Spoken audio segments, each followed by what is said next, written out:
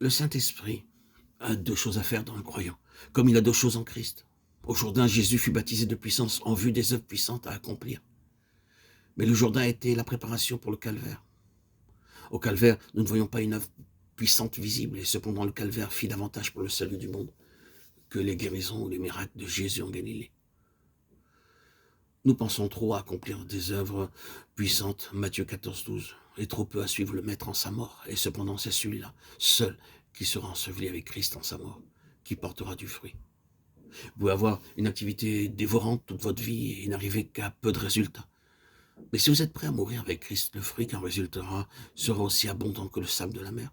Il n'y a pas de limite au fruit qui sort de la mort. Jean 12, 24.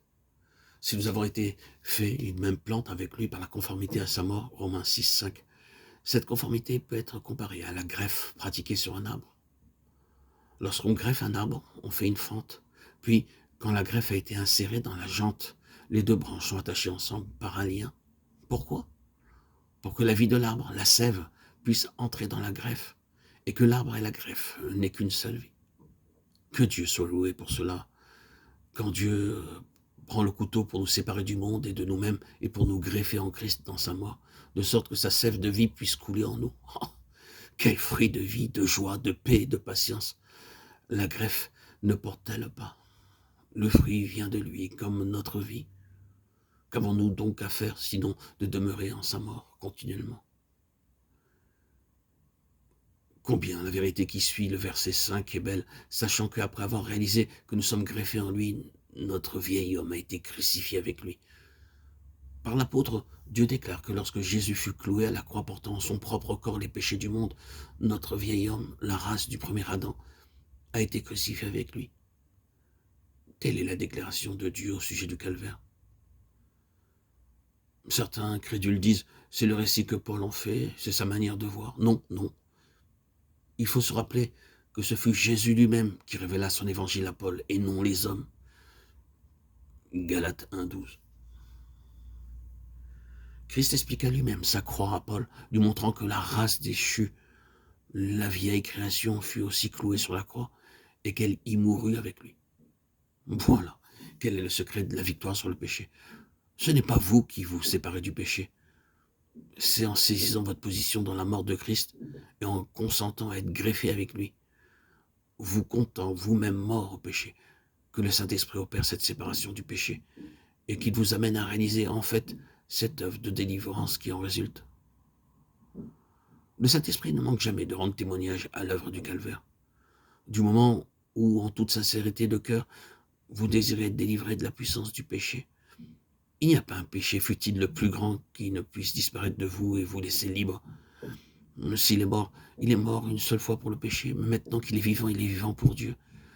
Mettez-vous aussi bien dans l'esprit que vous êtes mort, Romains 6, 10, 11.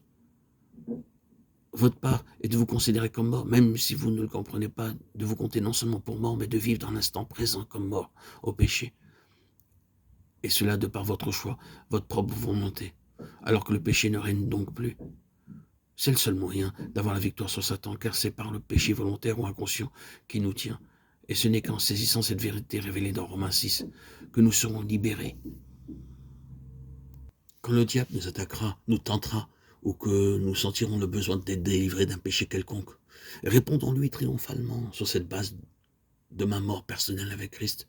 Je suis maintenant mort à ce péché, et il n'y aura pas sur moi. À ce moment-là, le Saint-Esprit vous applique la puissance de la mort de Christ, rompt les liens avec le péché, et vous perdez même le désir de pécher. Ah, gloire à Dieu. Béni soit son très saint nom. Que notre Seigneur, notre Dieu soit béni. La victoire est gagnée par la mort, car celui qui est mort est affranchi du péché. Gloire à son très saint nom. Gloire à Dieu, Yeshua, Jésus. Jésus-Christ crucifié, mort pour nous racheter.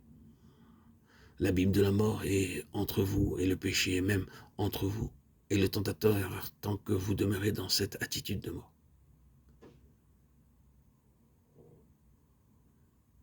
Et de plus, si vous voulez remporter la victoire sur l'ennemi qui tient une autre âme enchaînée avant de rien entreprendre, il faut que vous soyez sûr de votre base de Romains 6, Car le seul endroit où l'ennemi n'est pas de puissance, c'est le terrain de la croix. Cachez-vous en la mort du Seigneur Jésus et au nom de Jésus, au nom précieux et puissant de notre Seigneur Jésus Yeshua, Melech HaMashiach. Levez-vous aujourd'hui et que le péché ne règne donc plus. Amen, Ken Yehai Ratzon. Alléluia. Que le Seigneur vous compte parmi ceux qui les conduisent et qui lui conduisent les âmes pour sa gloire.